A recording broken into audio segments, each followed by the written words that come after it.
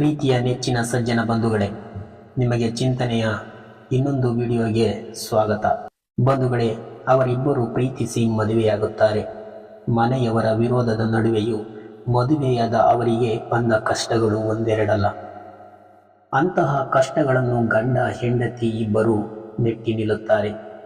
ಇಬ್ಬರೂ ಕೂಡ ಕೆಲಸಕ್ಕೆ ಹೋಗಿ ದುಡಿಯುತ್ತಿರುತ್ತಾರೆ. ಹೀಗೆ ಜೀವನ ಮಾಡುತ್ತಿರುವಾಗ ಹೆಂಡತಿ ಗಂಡನಿಗೆ ಒಂದು ಸಂತೋಷದ ಸುದ್ದಿಯನ್ನು ಹೇಳುತ್ತಾಳೆ.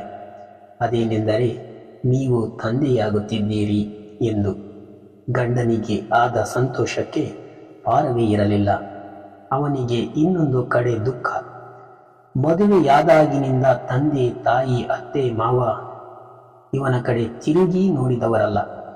ಗಂಡ ಹೆಂಡತಿ ಇಬ್ಬರು ಮರ್ಯಾದೆಗೆ ಅಂಜಿ ಈ ವಿಷಯವನ್ನು ಯಾರಿಗೂ ಹೇಳಲಿಲ್ಲ. ಗಂಡ ಆಫೀಸಿನ ಕೆಲಸದ ಜವಾಬ್ದಾರಿಯ ಜೊತೆಗೆ ಮನೆಯ ಕೆಲಸದ ಜವಾಬ್ದಾರಿಯನ್ನು ವಹಿಸಿಕೊಳ್ಳುತ್ತಾನೆ.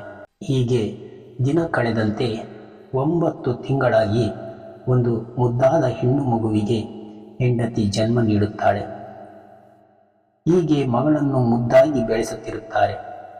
ಮಗಳಿಗೆ 3 ವರ್ಷವಿರಬಹುದು. ಗಂಡ ಹೆಂಡತಿ ಇಬ್ಬರು ಮಗುವಿನ ಜೊತೆ ಪಾರ್ಕಿನಲ್ಲಿ ಆಟವಾಡಿಸುತ್ತಿರುವಾಗ ಮಗಳು ಆಟವಾಡುತ್ತಿರುವ ಚೆಂಡು ಇಬ್ಬರು ವಯಸ್ಸಾದ ದಂಪತಿಗಳ ಹತ್ತಿರ ಹೋಗುತ್ತದೆ. ಅವರು ಆ ಮುದ್ದಾದ ಮಗುವನ್ನು ಕರೆದು, ನಿನ್ನ ಹೆಸರು ಏನು ಪುಟ್ಟ ಎಂದು ಕೇಳುತ್ತಾರೆ. ಆಗ ಆ ಮಗು ಹೇಳುತ್ತೆ, ನನ್ನ ಹೆಸರು ಐಶ್ವರ್ಯ ಎಂದು.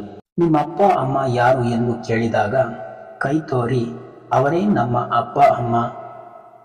ಆಗ ಆ ದಂಪತಿಗಳು ಕಣ್ಣಲ್ಲಿ ನೀರು ತುಂಬಿಕೊಂಡು ಮಗ ಮತ್ತು ಸೊಸೆಯ ಕಡೆಗೆ ನೋಡುತ್ತಾರೆ. ನಾನು ತಪ್ಪು ಮಾಡಿದೆ ಮಗನೇ ಎಂದು ಗೋಗರಿಯುತ್ತಾರೆ. ಮೊಮ್ಮಗಳನ್ನು ಮುದ್ದಾಡುತ್ತಾ ಮುತ್ತಿಕ್ಕುತ್ತಾ, ನಿಮಗೆ ನಾನು ಕೊಡಬಾರದ ಕಷ್ಟವನ್ನು ಕೊಟ್ಟೆ ಎಂದು ಮನದಲ್ಲಿ ಮರುಗುತ್ತಾರೆ. ಹೀಗೆ ಮೊಮ್ಮಗಳಿಂದಾಗಿ ಆ ಸುಂದರವಾದ ಸಂಸಾರ ಒಂದಾಗುತ್ತದೆ.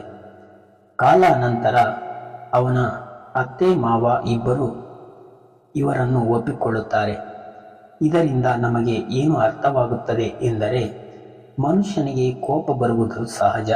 ಕೋಪ ಬಂದಾಗ ನಾವು ಯೋಚಿಸಿ ಮುಂದೆ ನಡೆಯಬೇಕು.